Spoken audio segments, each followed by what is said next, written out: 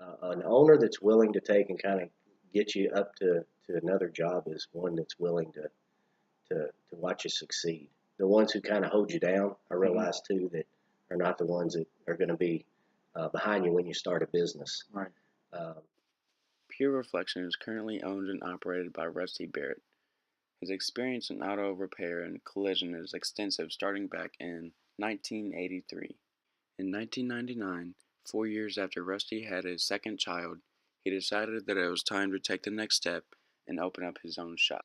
Before opening up his own store, Rusty had the opportunity to run the current store that he was working at since his boss was going on vacation for 2 weeks.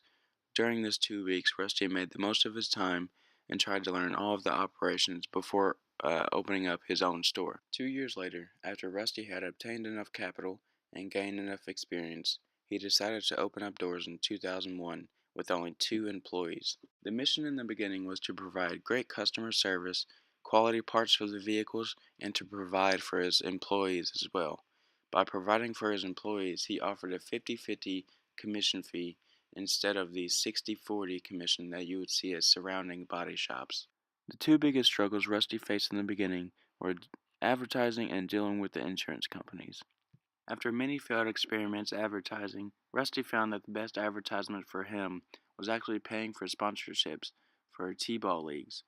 So he would have his name on the T-shirts for the T-ball, and it would only last for a season. But he found that after the season, kids continued wearing the T-shirts even for years after that. So he was practically getting free advertisement years after the T-ball league when the kids continued to wear their shirts.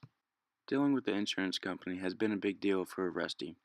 There's a law and statute that says that Rusty has to fix the car back to pre-existing conditions, meaning that he is not allowed to use cheap aftermarket parts to fix the vehicle because it will actually depreciate the value. However, insurance companies are worried about the bottom dollar and encourage Rusty to put a cheaper part on the vehicle in order to save more money for the insurance company. Well, in 2009, Rusty was a little tired of this and took the insurance company to a jury trial, the first time it has ever been done in the United States, and he actually won the case. Rusty knows how important it is for his customers to remain happy. He goes to extreme lengths from a clean and comfortable waiting room to available towing services when needed. His business was also the consumer voted best in Shelbyville for the last 7 years in a row. I asked Rusty what qualities make him so successful in this business, and his answer was surprising. the other part of my success is I'm an employee. Yes, I own the place, but I'm an employee. If I Right. walk out here, I make sure my guys understand. And I've seen this in so many businesses. Mm. My business card does not say owner. It doesn't say nothing but my name. I don't, no manager, no nothing. Huh. Everybody in your business is equal. And if I go out here, I have a job to do, whether I own the place or not.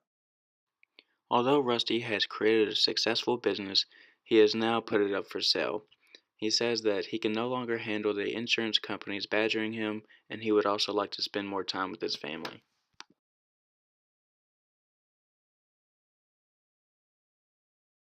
But if I was 22-year old, I'd probably just tell myself, get as much experience as you can.